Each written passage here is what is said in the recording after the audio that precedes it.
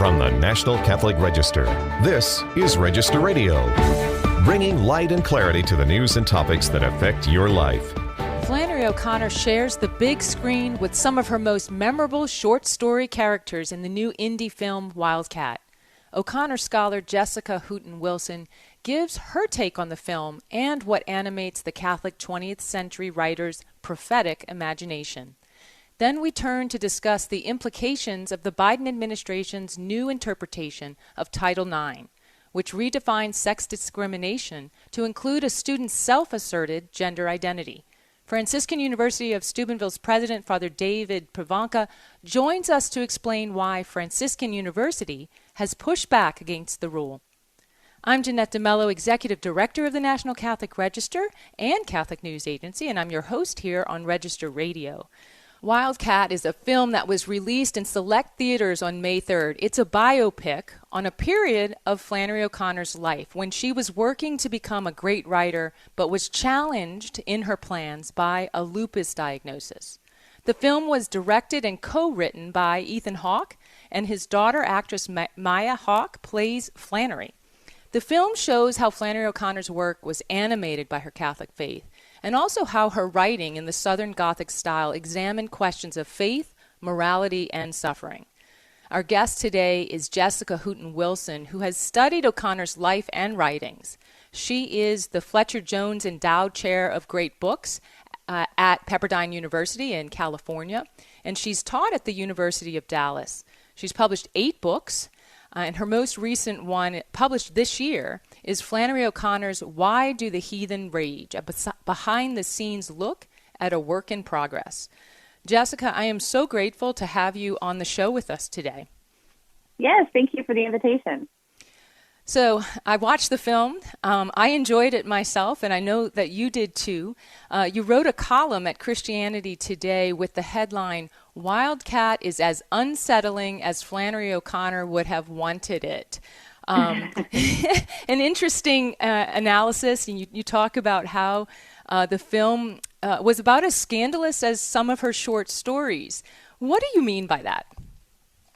Well, what I found in the film is it didn't just portray realism on the surface, so it didn't follow through her life in a linear fashion.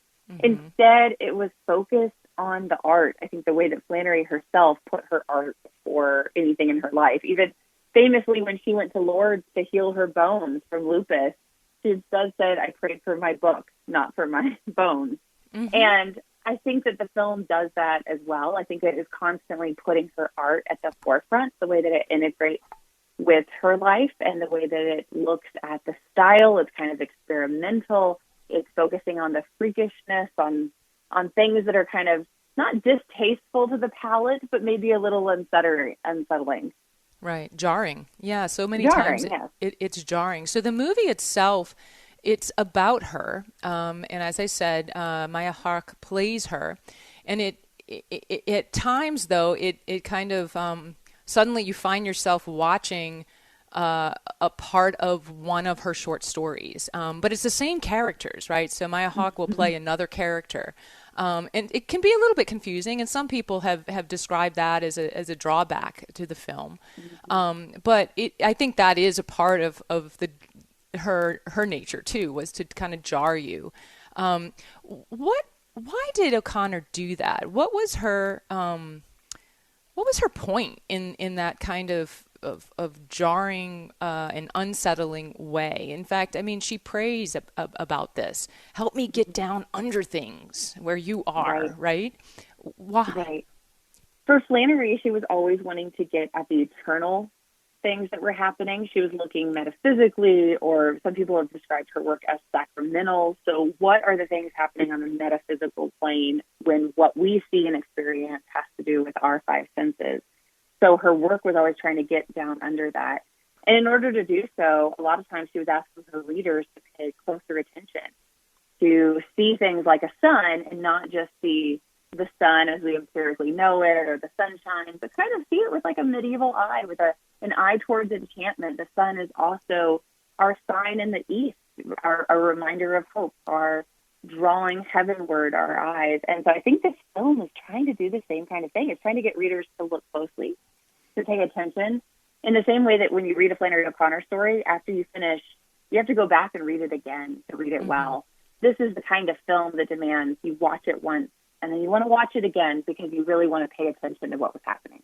Absolutely, I agree. And I only watched it once, and then after reading some reviews and some reading your work, I wanted to go see it again, and I probably will, because I agree with you. I think it needs that extra reflection, but it certainly does start to make you think. And I remember the first time I read Flannery O'Connor, I was in college. It was a summer. I was away from home. I was lonely. I got the book from the library. I think it was A Good Man is Hard to Find.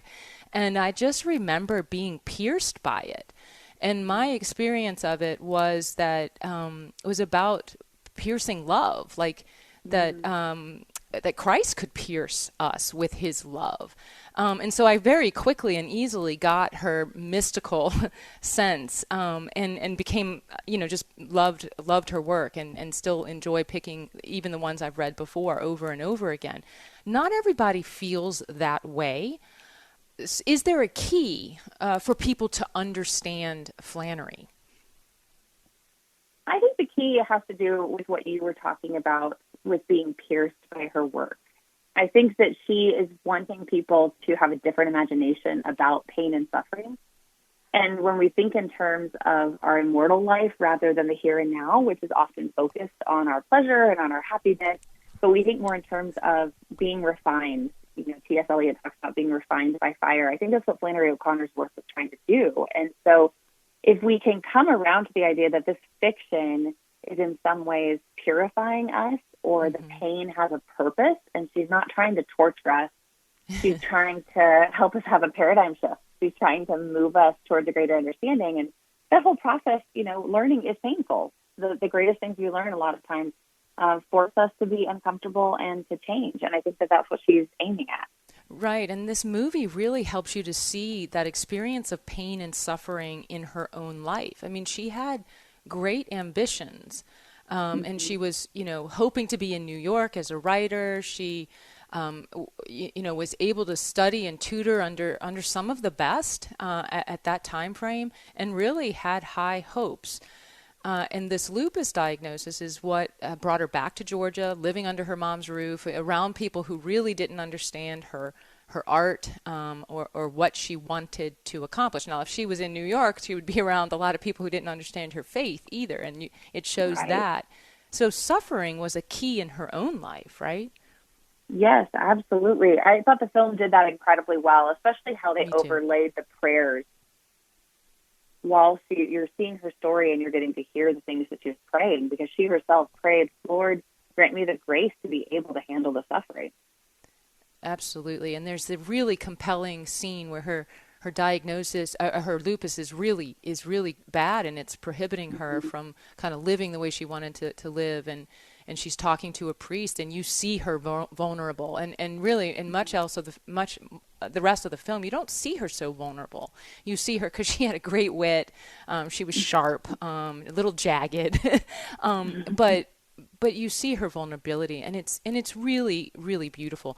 I could talk on and on. I could pick your brain about Flannery O'Connor for hours. But I really want to get to the book that you have just published. This is Why Did the Heathens Rage? Is part of the title. I know it's got a subtitle, but it's really, that was her novel that was unfinished when she died in 1964 at the age of 39. It was unpublished until now, and you've taken this up in your latest book. What does it contain?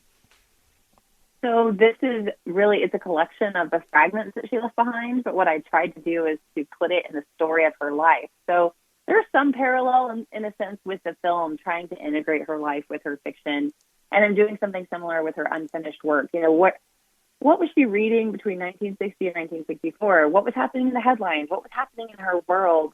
So that we can kind of fill in the gaps with her biography for, what she might have intended and what she was wanting to do and where her desires were at the end of her life, and also the promise.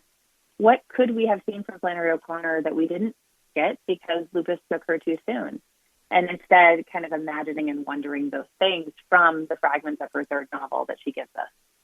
Wonderful. Yeah, I'm looking forward to this. I mean, it's fascinating that you can piece that together, and so yes, I'm going to repeat that title so people can look for it. Why Flannery O'Connor's "Why Do the Heathen Rage?" A behind the scenes look at a work in progress by Jessica Hooten Wilson. And Jessica, I'm so grateful that you were able to come on today and to share your thoughts. I invite people to read your reflection on this movie, Wildcats, at Christianity Today. And also to check out your podcast, which is The Scandal of Reading, Pursuing Holy Wisdom with Christ and Pop Culture. Thanks, Jessica. Thank you so much, Jeanette. When we come back, we talk to Franciscan University of Steubenville President Father David Pivonka about resisting the Biden administration's gender ideology push. This is Register Radio on EWTN. Stay tuned.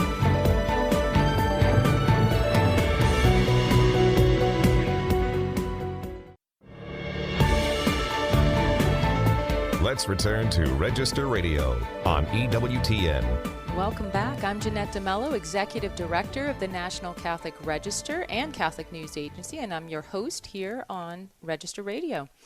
I'm joined by Father Dave Pivonka. He is the president of Franciscan University of Steubenville, a position he's held since 2019, and he's a member of the Franciscan Friars of the Third Order Regular at the Providence of Most Sacred Heart of Jesus.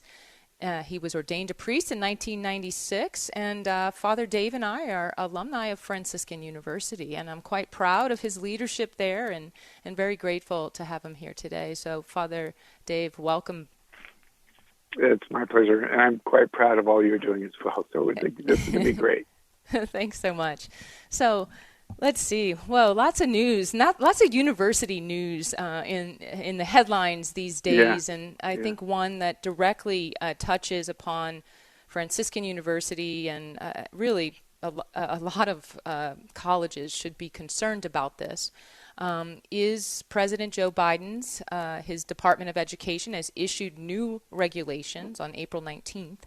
That prohibit discrimination based on a person's gender identity. So these new rules, which go into effect basically right in time for the next school year, redefine the prohibition on sex discrimination for schools and any educational program that receives federal funding. So that's K through 12 schools, colleges, and universities, and basically this is that any discrimination against on a person's self-purported gender identity is ruled out. You can't do that. So, Father Dave, what would this mean? I realize Franciscan has an exemption. We'll talk about that in a second. But what does this mean? How would it impact schools in general? Following these rules, what would that mean? Yeah, I mean, obviously the big change is this, the idea that one's self-identification can then now, forever dictate one's sex. And because of that, institutions are going to have to make accommodations for those individuals. So where it plays itself out most, honestly, is in residence halls. Right. That if a biological male identifies as a woman, then that individual has the right now to be in a woman's dormitory, women's bathrooms, women's locker rooms, women's athletic teams. I had actually written a piece that USA Today picked up on about a year and a half ago, actually maybe 2 years ago now. And the title of it was The Body Matters, and while I didn't come out and just quote John Paul, but it was very much saying the human body matters, and we can't be dismissive of biology in the human person. And in essence, what he's saying is that really doesn't matter. Just however any individual identifies themselves, and that's ultimately trumps everything else. Right. And you're right that we do have a religious exemption, but I still felt the need to come out and say that this just isn't right. As a Catholic institution, we're not going to abide by it. And the feedback has been what you would expect. Which is, I'm sure, from some support and from others concern. And I think it's important to speak to the university's efforts, though, to understand where some people are. and to understand where this comes from in our society. So for people who are experiencing this this gender identity, calling themselves the opposite, what their not what their body reflects, but what they feel they are. Right. How do we respond to those people who are experiencing this gender dysphoria? Yeah, and honestly, I think we at the university have done a really good job. Now, there's always going to be people that say, unless you do what they want or what the other side wants, you're not doing a good job. But we have a program at the university called Integratus, and it's started by the students, and it's largely led by the students. And when they came to me and approached me about this, they made it clear, and then I wanted to affirm that this is not, quote unquote, a support group. It's a faith group. And it's groups of individual students who struggle with some of these questions. And some of them struggle personally, and then some of them struggle with the teachings of the church. But they want to be able to be faithful to the church. They want to understand what the church is saying. There's a growing segment out in culture today that says, by the very nature, the church's teachings are abusive. And that's just fundamentally flawed, that the church's teaching always speaks to the beauty of human sexuality, beauty and dignity of the human person. Just because you might not agree with that doesn't mean that it's in fact abusive. So I'm really proud of the way our students are handling this. The university's got a compendium on human sexuality that every couple of years we take a look at it and make sure that it's consistent with what the church is saying, but then also has a pastoral sensitivity and care for the population of individuals that are struggling. And the reality is, just because you have faith doesn't mean that some of our young people aren't struggling with these questions, because they are. And we want to be able to walk with them in the light of faith and help to lead them, again, to the beauty of what the church is saying about sexuality. Absolutely. Our eyes are not blinded to Right. these experiences and to these sometimes struggles, deep struggles, to the loneliness, to all of that. So I think it's very important for us to always state that, even if we are resisting what is being pushed on us, and really unjustly so. And I think that's why, Franciscan University sought an exemption, right? I think you had to seek that. But you're also speaking out about it and want to help reflect and change public policy, because you believe it's unjust, this what is happening. So did you have to seek an exemption? What you sort of saw the writing on the wall. So how are you exempt? Right. Over the years, we've sought multiple exemptions and received those. And right now, thank the Lord, we've got courts that are largely very supportive of religious freedom and religious exemptions that ought to be given to us because of our faith. But I still think, as you stated, it's fundamentally flawed. So that this is not merely, in my mind, it's not merely a religious issue. I think it's basically a human issue. And that's why, and I think you were going to mention earlier, we've got a conference coming up in the fall where we're having this conversation. I mean, it's hard to believe and imagine that today we're questioning, what does it mean to be human? And we've seen that in the pro-life cause. I mean, there's a population would say that a baby's not human, but what does it mean to be human? What does it mean to be male and female? Why did God create us different? Why is there a unique beauty and dignity in the human person as male and the human person as female? And these are questions that are not merely faith questions. They have huge ramifications on culture and on what the identity of person and relationships and structures and families and all these kinds of really, really important topics. So we're going to be doing a conference this summer just really talking with this and shedding light into these fundamental questions that are being asked in our culture today. From a faith perspective, but also just from merely a biological question. Right. And all of this has so much to do also with our happiness, right? Our happiness here and our happiness in eternity. So huge questions, important questions. So I'm talking to Father David Pivonka, the president of Franciscan University of Steubenville. And right now we're actually talking about a conference that's taking place October 24th through 26th in 2024. It's called Man, Woman, and the Order of Creation. And this will deal with some of the the pressures that we face today, especially this pressure towards transgender or gender ideology. And Pope Francis has spoken out about this and in a recent document where he says this isn't right, this isn't good, this isn't the true identity of the human person. And so this is an attempt to understand that and to spread that. Who are some of the people that will be there, Father? Yeah, Deborah Savage will be a part of it. Mary Hassan will be a part of it. I think Abigail Sabali is going to be a part of it. I'm seeing Father Dr. Greg Bottaro. Bottaro's going to be a part of it, right? Right. Aaron Cariati. These are a lot of people who have studied these issues, and I think can give some really great insights. I'm loving the conferences and these important questions that the university is taking up. I think there's another important question that you took up in a conference and with other public square statements in the fall, and that related to the Hamas and Israel war. You had a conference on anti-Semitism, and you also made an invitation to students, Jewish students who might be experiencing hostilities on their own campus. Did you have people who took you up on that? Explain a little more about that last fall. Yeah. Well, it was very personal for me too. When on October, I believe it was the 7th, the 9th perhaps, when Hamas attacked Israel, we actually had 31 Franciscan University students in Israel in the Holy Land at the time.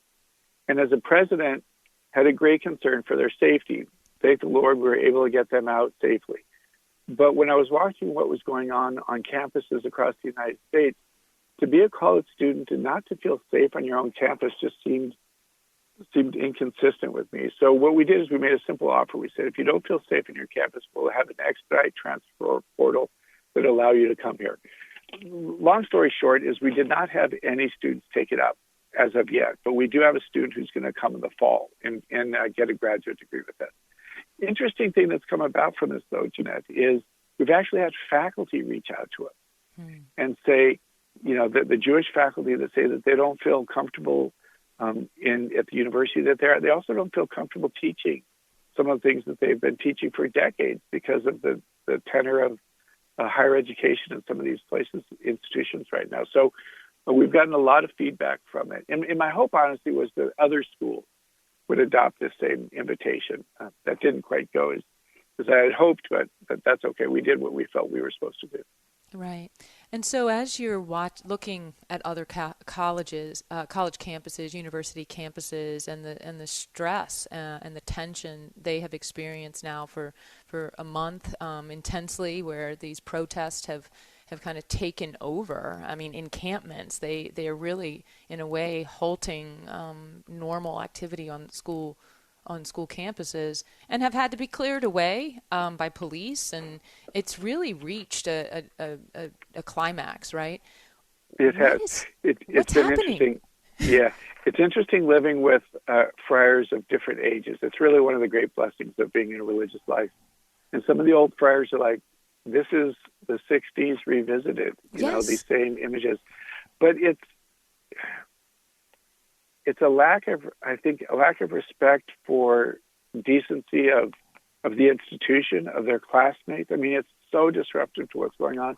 But it's also, I think, in many ways, I don't want to say that it's ignorant. I think it's misguided. It's misguided on how they're going about it.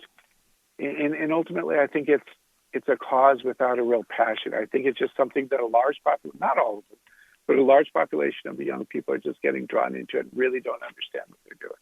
Yeah. Sometimes it seems like misplaced compassion. I mean, I think we should be extremely concerned about the Palestinians. However, sometimes that compassion can be misplaced, and I think you're right. It's super complex, but it's definitely something that I think has shocked us all and brought back, I'm trying to understand it. I didn't live through the 60s. I'm trying to understand what does this actually do? So it's really been a stretch for us to really understand this. While we have just a couple minutes. Oh, go ahead. Mm-hmm. No. Well, just that's the thing that they're discovering too is there's a lot of people that are involved in these that aren't even students. Right. So it's become, it's a show. It's unfortunate. It's Yeah. I don't want to end on that note. I want to end Please. on this note. May 10th and 11th, commencement exercises begin for Franciscan University. It's the largest graduating class for the fourth year in a row. You've had the largest graduating class, 896 students. That's absolutely amazing. It's so great. What a wonderful, what's happening? We're so excited. It's just, honestly, Jeanette, in some ways, the things that are going on in culture, families and young people are saying, I just don't want to be a part of that. And they realize that they can come to a place like Franciscan University where they're going to get an outstanding education. They're going to be formed and prepared for whatever career they go. And they're also going to be formed in their faith. And it's just a really exciting time to be at the university. And I think you're aware that Justice Alito will be receiving an honorary degree and speaking to the students. And I mean, they're just so thrilled on every aspect of being able to have Alito with us. Will be a great blessing. Absolutely. So thank you so much for being with us today. Congratulations for that wonderful class of 2024. And we will stay in touch. So remember, for more news, analysis, and commentary, check out the National Catholic Register at ncregister.com. Thanks for joining us here on Register Radio on EWTN. Together with Matthew Bunson and my producer, Michael McCall, I'm Jeanette DeMello. Until next week, I pray God bless you.